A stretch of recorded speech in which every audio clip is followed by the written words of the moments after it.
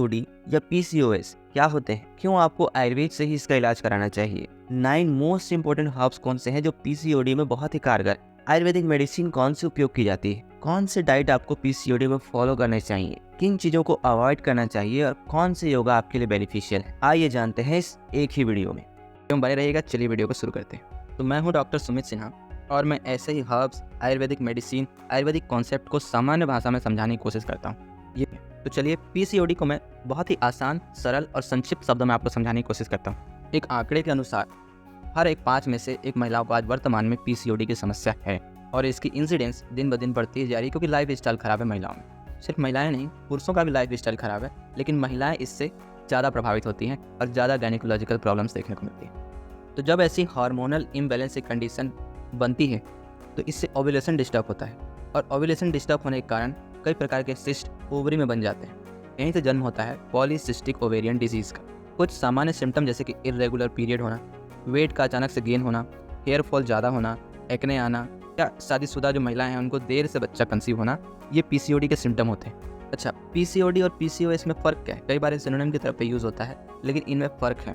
जब पीसीओडी ही थोड़ा गंभीर हो जाती है और कॉम्प्लेक्स हो जाती है, साथ में हार्मोनल और मेटाबॉलिक चेंजेस भी शरीर में होने लगते हैं। एंड्रोजन हार्मोन शरीर में बढ़ जाता है, इंसुलिन की रेजिस्टेंस देखी जाती है और क्रोनिक इन्फ्लामेशन इस केस में होता है, तो इसे पीसीओएस कहा जाता है। पीसीओएस में एस का मतलब है सिंड्रोम, और सिंड्रोम यानी कि 3-4 समस्या का एक साथ हो जाना।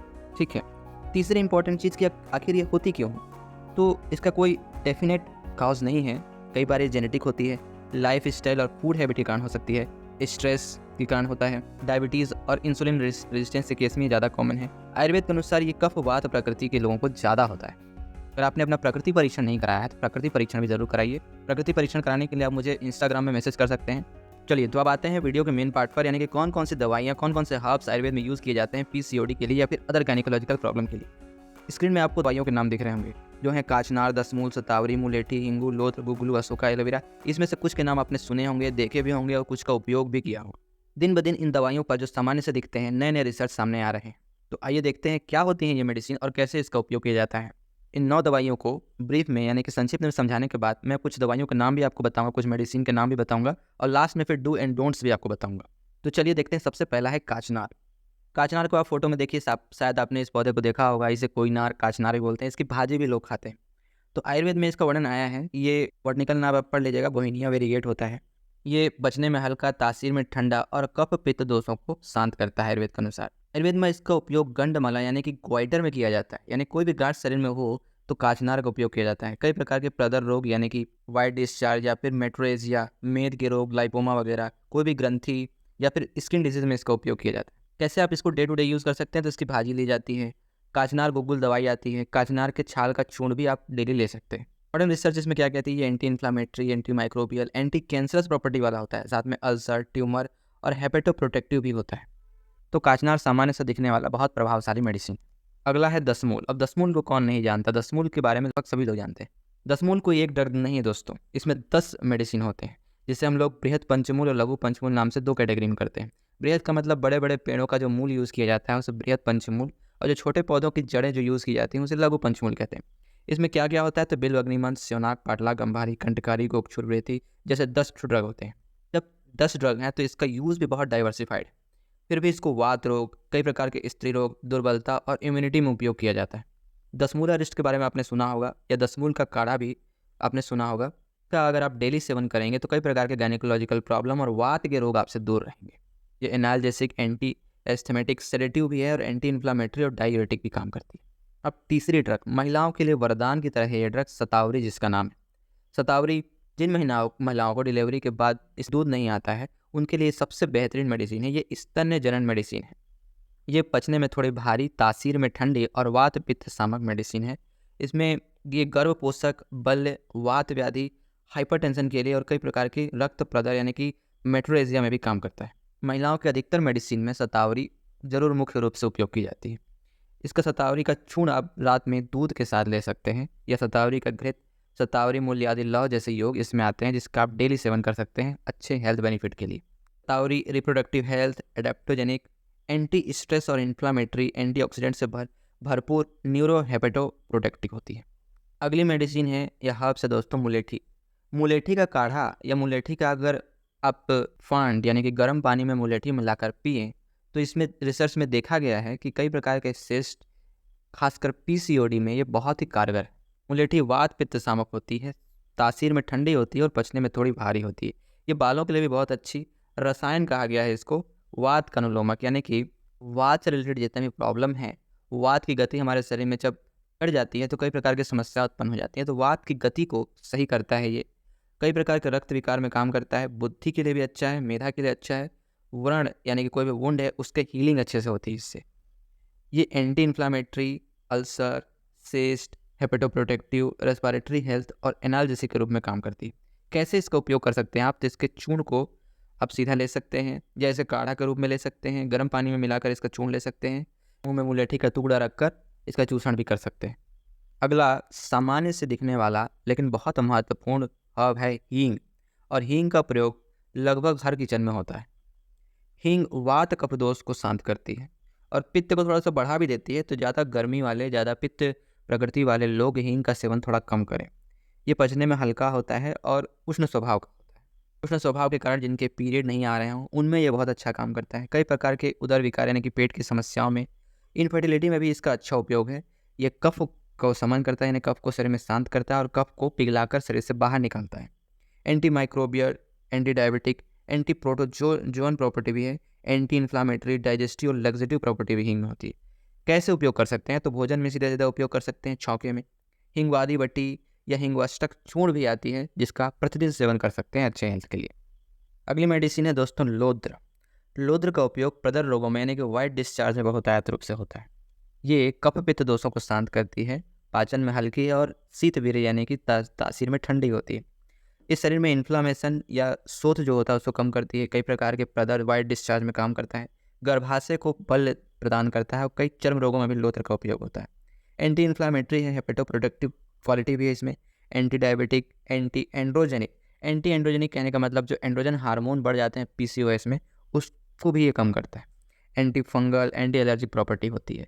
कैसे इसको आप ले सकते हैं? इसको लोधरासों के रूप में आप प्रतिदिन ले सकते हैं और या फिर लोद्र का काढ़ा आप प्रतिदिन ले सकते हैं।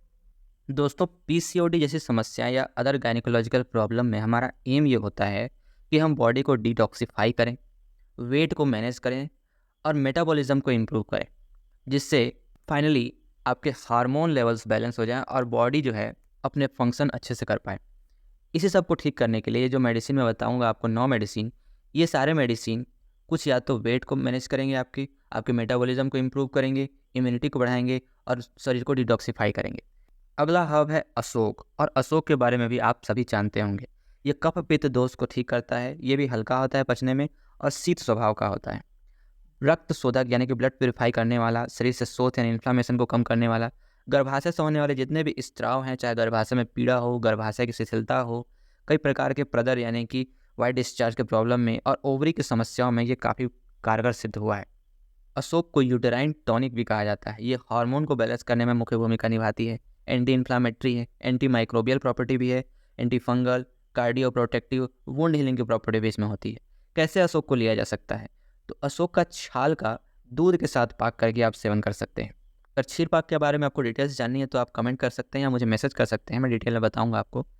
अशोक के बीज का चूर्ण भी ले सकते हैं या अशोकारिष्ट जो मार्केट में आती है उसका भी आप डेली सेवन कर सकते हैं। अशोक घृत भी आता है, इसका भी सेवन कर सकते हैं। अगली हर्ब है, ये वात व्याधि के लिए सर्वश्रेष्ठ मेडिसिन है, वो है गुग्गुल। गुग्गुल का उपयोग कई मेडिसिन के साथ कंबाइन रूप में किया जाता है। ये मेदोहर यानी कि आपके फैट को कम करने वाला, मेद दोष को कम करने वाला, वात का अनुलोमक, कई प्रकार की ग्रंथि और गंडमाला यानी कि ग्वाइटर में काम करने वाला, आर्तवजनक यानी कि रुके हुए मेंसेस को फिर से चालू करने वाला, ग्रंथि, अपची और कई प्रकार के योनि व्यापक यानी गायनिकोलॉजिकल प्रॉब्लम को ठीक करता है। यह हाइपोलिपिडेमिया यानी कि लिपिड को कम करता है, एंटी एथेरोस्क्लेरोटिक प्रॉपर्टीज़ में होती है, थायराइड हार्मोन को स्टिमुलेट करता है, कार्डियो प्रोटेक्टिव भी होता है और स्किन और पेन में भी काफ़ी काम आता है। गुग्गुल का उपयोग कई प्रकार के मेडिसिन के साथ किया जाता है, जैसे कि योगराज गुग्गुल, शुरू में जब मैं जो मैंने बताया था काचनार, उसमें काचनार गुग्गुल के साथ, कैशोर गुग्गुल के साथ उपयोग किया जाता है था गुग्गुल। अगला और लास्ट मेडिसिन है हमारा कुमारी यानी कि एलोवेरा। एलोवेरा के बारे में आप सभी जानते हैं, ये बहुत अच्छा ब्लड प्योरीफायर है, गर्भाशय में ब्लड सप्लाई को भी अच्छा करता है, बढ़ाता है, आर्तवजनक यानी कि मेंसेस को लाता है, इस शरीर में जो गर्मी होती है उसको भी कम करता है, दाह शामक होता है, कफ पित्त दोष का शमन करता है, थोड़ा पचने में भारी होता है और शीत स्वभाव का होता है। ये एंटीऑक्सीडेंट से भरा हुआ होता है। स्किन, ब्लड, एंटी इन्फ्लामेटरी जैसी प्रॉपर्टी होती हैं। स्किन को अच्छा करता है, ब्लड को भी अच्छा करता है। एंटी माइक्रोबियल प्रॉपर्टीज़ में होती ही है। हम इसमें इम्यून सिस्टम को बढ़ाता है, ब्लड शुगर को रेगुलेट करता है। इसको कैसे उपयोग कर सकते हैं, तो इसका सीधे-सीधे रस आप यूज़ कर सकते हैं, कुमारी स्वरस या फिर कुमारी आसव, और कई प्रकार की मेडिसिन जैसे कि रजब प्रवर्तनी वटी में भी इसका उपयोग किया जाता है। कुमारी पाक नाम से भी मेडिसिन मार्केट में आती है, इसका उपयोग आप कर सकते हैं। तो ये मैंने 9 आयुर्वेदिक हर्ब्स आपको बताया जो कई प्रकार के गायनेकोलॉजिकल प्रॉब्लम को ठीक करते हैं। अब वीडियो में हम वो मेडिसिन देखेंगे जो प्राइमरीली गायनी के ओपीडी में प्रिस्क्राइब की जाती है। दोस्तों, मेरा वीडियो बनाने का उद्देश्य ये है कि आप आयुर्वेदिक ट्रीटमेंट को समझ पाएँ, आयुर्वेद में क्या-क्या मेडिसिन होती है वो जान पाएँ। क्योंकि आयुर्वेद का कोई गूगल नहीं होता, और आयुर्वेद आप पढ़ने जाएँगे तो इटसेल्फ वो बहुत कठिन है। इसका मतलब ये है कि मैं जो मेडिसिन यहाँ बता रहा हूँ, इसको आपको खुद से बिल्कुल नहीं लेना है। ये आपके सामान्य जानकारी के लिए है। इसको देखने के बाद आप एक आइडिया ले पाएँ और उसके बाद जाके अपने चिकित्सक से संपर्क करिए, या फिर मुझे इंस्टाग्राम में एक बार मैसेज करिए। आपको खुद से कोई मेडिसिन बिल्कुल भी नहीं लेनी है। कुछ कॉमन मेडिसिन का नाम यहाँ दिया हुआ है, जैसे राजा परिवर्तनी वटी, काजनार, गुगुल, चंद्रप्रभा वटी, कुमारी आसव, दसमूलारिष्ट, अशोकारिष्ट, फलघृत, शतावरी घृत, पुष्यानुक चूर्ण। वीडियो को पॉज करके आप इसके नाम पढ़ सकते हैं। चलिए, मेडिसिन जानने के बाद अब हम चलते हैं उस पार्ट्स पर जो कि 50% इक्वल इंपॉर्टेंट है आपके ट्रीटमेंट के, यानी कि डू एंड डोंट्स। सब मेडिसिन लेने के बाद अगर आपने डू एंड डोंट्स फॉलो नहीं किए तो आप गायनिक प्रॉब्लम से कभी छुटकारा नहीं पा पाएंगे, खासकर पीसीओडी जैसी हार्मोनल इम्बैलेंस प्रॉब्लम से। देखिए, डू एंड डोंट्स में क्या है, सिंपली आपको क्या क्या नहीं लेने। Dairy product, bakery product, sugar या processed food, junk food, beverage, late night eating habit आपको छोड़ देनी है इसमें। अब आप बोलोगे ये सब छोड़ देंगे तो क्या खाएंगे सर? बिल्कुल, घर का सामान्य सिंपल खाना खाना है आपको। के खाने में मिलेट्स, ग्रीन वेजिटेबल, खासकर हल्दी, अदरक, धनिए का उपयोग आपको करना है। खूब पानी पीना है और फाइबर रिच फूड लेनी है। पीसीओडी या पीसीओएस होने का एक प्रमुख कारण स्ट्रेस भी होता है, और स्ट्रेस मैनेजमेंट में योगा से बेहतर कुछ भी नहीं है। तो कुछ योगासन यहाँ पर दिए हुए, जैसे धनुरासन, सेतुबंधासन, सूर्य नमस्कार, शशांकासन, बंद कोणासन, भ्रामरी, अनुलोम विलोम, शीतली प्राणायाम। इसको आप नेट से जाकर देखिए कि सब क्या होता है, कैसे किया जाता है, और इसका अभ्यास चालू करिए। तो जब तक स्ट्रेस मैनेज नहीं करेंगे, बीमारी ठीक नहीं होगी। ये थी कंप्लीट जानकारी पीसीओडी या पीसीओएस के बारे में।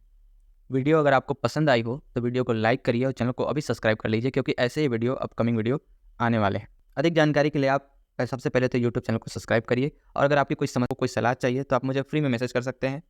इस वीडियो में जो मैंने स्लाइड यूज़ की है, अगर आपको उसकी पीडीएफ चाहिए, आपको उससे पढ़ना है और जानना है, तो आप मेरे टेलीग्राम ग्रुप को ज्वाइन कर सकते हैं, वहाँ पर इसके पीडीएफ उपलब्ध है। मिलते हैं नेक्स्ट वीडियो में, तब तक के लिए धन्यवाद।